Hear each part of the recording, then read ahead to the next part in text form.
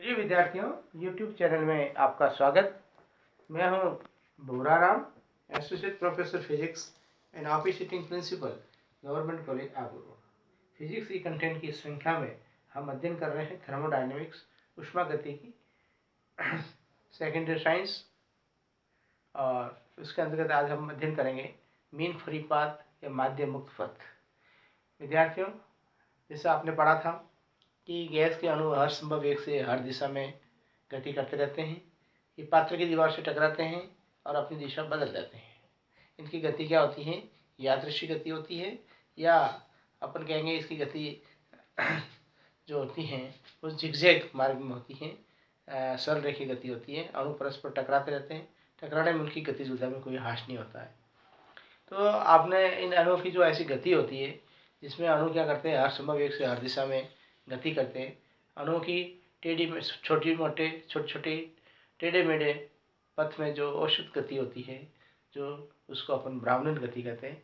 ब्राउनिन गति, इसका नाम रॉबर्ट ब्राउन, जो इसके उन्होंने खोज की थी, ये वो बॉटनिस्ट थे, वनस्पति के थे। ये फूल के पुष्प कणों के पराग कणों के बारे में अध्ययन कर रहे थे। तो उन्होंने देखा कि ये परागकण सूक्ष्म दृष्टि से देखा कि हर संभव वेग से हर दिशा में टेढ़े मेढ़े पथ पर जिगजैग मोशन में गति करते हैं, और इन्होंने इसी गति का नाम ब्राउनियन गति कहा। आप देखिए यहाँ पर अणु की छोटे छोटे टेढ़े मेढ़े सरल रेखीय पथ में गति को अपन ब्राउनियन गति कहते हैं। ये अणु है, ये इसे टकराया, ये टकराया, यहाँ से ये जिगजैग टेढ़े मेढ़े मार्ग में जो गति होती है उसको अपन ब्राउनियन गति कहते हैं। यानी अणु क्या करता है, ये छोटे मोटे या छोटे छोटे टेढ़े मेढ़े सरल रेखीय पथ में क्या करता है, गति करता है। इसको अपन ब्राउनियन गति कहते हैं। खोज इसकी रॉबर्ट ब्राउन ने की थी, बॉटनिस्ट थे, वनस्पति ये थे। एग्जाम में पूछा जाता है, कई कंपटीशन में पूछा जाता है कि कौन से सब्जेक्ट से संबंधित थे। एक दो बार पूछा, मेरे भी सामने आया था। तो रॉबर्ट ब्राउन फूल के पुष्प कणों पराग कणों के बारे में अध्ययन कर रहे थे। उन्होंने कहा कि ये जो कण होते हैं हर संभव वेग से इधर उधर छोटे छोटे टेढ़े मेढ़े पथ में सरल रेखीय पथ में गति करते हैं। इनको ब्राउनियन गति कहा। अब अपन ये कहेंगे कि माध्य मुक्त पथ क्या होता है। इसी से अपन इसको रिलेट करेंगे कि जब अणु गति करता है तो वह दूसरे अणु से टकराता है। तो दो कर्मा के टक्करों में जो अणु दूरी तय करता है सरल रेखा में, उसको कहते हैं औसत माध्य पथ, औसत माध्य मुक्त पथ, औसत मुक्त पथ या माध्य मुक्त पथ कहते हैं इसको। मीन फ्री पाथ, यानी the distance travelled by molecule in two successive collisions is called mean free path. दो कर्मागत टक्करों में अणु द्वारा तय किए गए औसत मार्ग को, औसत पथ को, औसत दूरी को माध्य मुक्त पथ कहते हैं। अब अपन ये कहेंगे कि एक अणु लेते हैं अपन। जैसे ये एक अणु है, इसका व्यास सिग्मा है। तो ये क्या करेगा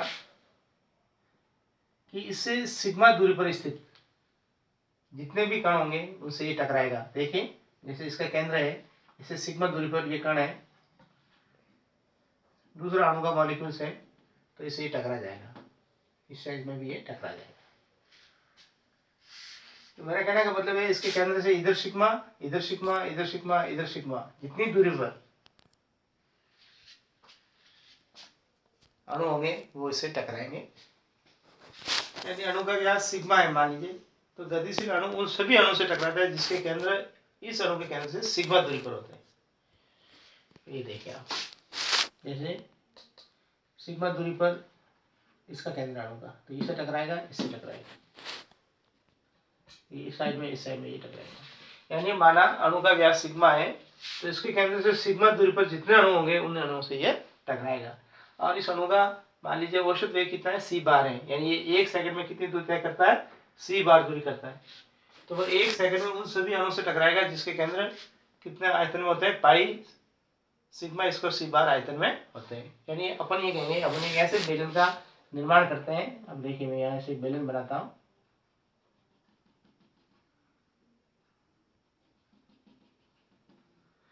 जिसकी त्रिज्या तो कितनी है, सिग्मा है। बेलन है ये, और उसकी लंबाई कितनी है, सी बार है। तो 1 सेकंड में दूरी कितनी करता है, सी बार करता है। और इस बेलन का जो व्यास होगा, अर्ध व्यास होगा, त्रिज्या जो होगी वो सिग्मा होगी। तो इस बेलन का आयतन कितना होगा, pi sigma square into C बार। यानी इस आयतन में 1 सेकंड में कितने से टकराएगा कि अणु क्या करेगा, यहाँ से यहाँ तक आ जाएगा। तो यहाँ इस आयतन में जितने अणु होंगे उन सभी अणु से टकराएगा।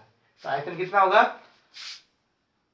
आधार का वृत्त का क्षेत्रफल जो आधार का क्या होगा, पाई सिग्मा स्क्वायर इंटू दूरी, पाई आर स्क्वायर एच होता है। तो आर की जगह अपना सिग्मा और एच की जगह क्या हो जाएगा, सी बार होगा। तो मेरे कहने का मतलब है कि ये अणु 1 सेकंड में पाई सिग्मा स्क्वायर सी बार आयतन में जितने अणु होंगे, जितने अणुओं के केंद्र होंगे उसे टकराएगा। तो अपन कहेंगे प्रति एकांक आयतन में अणु कितना है, मान लीजिए n है, ये अपन लेते हैं। तो इस आयतन में कितने अणु हो जाएंगे total, n pi sigma into C bar. तो ये कितने अणुओं से टकराएगा, इतने अणुओं से टकराएगा और इतनी दूरी तय करेगा। तो दो गर्मा के टकराव में अणु द्वारा तय की दूरी क्या होगी कि 1 सेकंड में तय की गई दूरी बटा टकराव की संख्या। तो 1 सेकंड में टक्कर कितनी होगी, इतनी। तो सी बार से सी बार कट जाएगा, 1/n pi into sigma square. n क्या है, उसका डेंसिटी। इसको एक बार वापस समझ लीजिए कि अपन ये कहेंगे कि माना एक अणु का व्यास सिग्मा है, तो वो क्या करेगा, उसके केंद्र से सिग्मा दूरी पर जितने अणु होंगे उन सभी अणु से टकराएगा। तो वो 1 सेकंड में कितने अणु से टकराएगा, तो 1 सेकंड में मान लीजिए वो ये अणु मान लीजिए यहाँ से घूमते घूमते घूमते गति करते यहाँ आएंगे।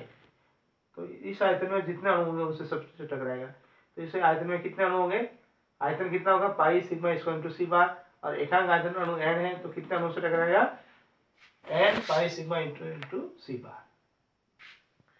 आगे चलें, 4 मिनट कैसे हो गया आपने। हाँ, अपने इस सूत्र को कैसे व्यक्त किया, एक अणु को तो आपने क्या माना था, गतिशील माना था, और सभी अणु को अपन मान लीजिए कि सब रेस्ट में। लेकिन क्या गैस के अणु स्थिर रह सकते हैं, नहीं, ये हर समय इस दिशा में गति करते रहते। तो अपन कहेंगे कि सभी अणु गति करते हैं और उन सभी अणु से टक्कर की आवृत्ति क्या करेगी, बढ़ जाएगी, बहुत ज्यादा टक्कर हो जाएगी। तो इस सूत्र क्या होगा, ये सही नहीं होकर के इसका जो यथार्थ मान आएगा वो अपन √2 से इसका गुणा करेंगे, टक्कर क्या हो जाएगी, कम हो जाएगी। इसका वर्ग माध्य मूल मान निकालते हैं, आपने देखा होगा करंट का निकालते हैं, आई RMS बराबर I0 बटा √2।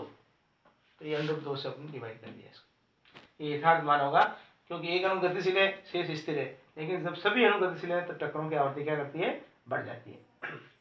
अब अपन इसी को अन्य रूप में लिखेंगे। देखिए कि अपन जानते हैं गैस समीकरण PV बराबर RT, और R बराबर अपने कल लिखा था N इंटू के, यानी के बराबर क्या होता है, बोल्ट्जमान देता क्या होता है, R बटा N होता है। अब अपन V से डिवाइड करेंगे, N बटा V इंटू KT। तो एकांक आयतन में अणु को अपन किसे लिखेंगे, N से रिप्रेजेंट किया अपना। ये N क्या है, एकांक आयतन में अणु की संख्या है, ये N बराबर क्या है, N बटा V। N की, तो N की वैल्यू क्या आएगी अपने पास, P बटा KT आ गई। अब ये N अपन कहाँ रखेंगे, यहाँ रखेंगे मान समीकरण 2 में। तो P अपन KT ऊपर आ गया, √2 pi sigma square into P। तो ये लैम्बडा परम दाब T के समानुपाती हुआ और दाब के व्युत्क्रमानुपाती। अब इसको एक अन्य रूप में और लिखें, इसी को अपन m से ऊपर नीचे मल्टीप्लाई करें। देखिए m ऊपर से नीचे, m इंटू n को अपन क्या लिखेंगे, घनत्व, एकांक आयतन में घनत्व। इसको अपन भी क्या कहेंगे, रो। रो क्या होता है अपना, गैस का घनत्व, अपने पढ़ चुके हैं। तो m अपन √2 पाई सिग्मा इंटू सिग्मा रो हो गया। तो यहाँ लैम्बडा प्रोपोर्शनल टू क्या हो गया, 1/रो हो गया। यानी औसत माध्यमिक ताप के समानुपाती, दाब के व्युत्क्रमानुपाती और उस गैस के घनत्व के भी व्युत्क्रमानुपाती होता है। देखिए आप समझिए वापस, PV = RT, इसको n के लिख दिया, फिर V से यहाँ से डिवाइड किया तो n भी आ गया, n को n लिख दिया, n की वैल्यू अपनी यहाँ रख दी। तो ये आया P अपन KT, तो P नीचे आया और KT ऊपर आ गया, तो P लैम्बडा प्रोपोर्शनल T।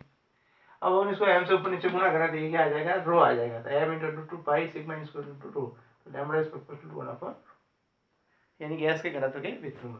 अब आप कहेंगे कि भाई इसका क्या उपयोग है, तो अपने अभी ट्रांसपोर्ट फिनोमिना के बारे में अपने अगले वीडियो बनाए थे, पढ़ा भी था।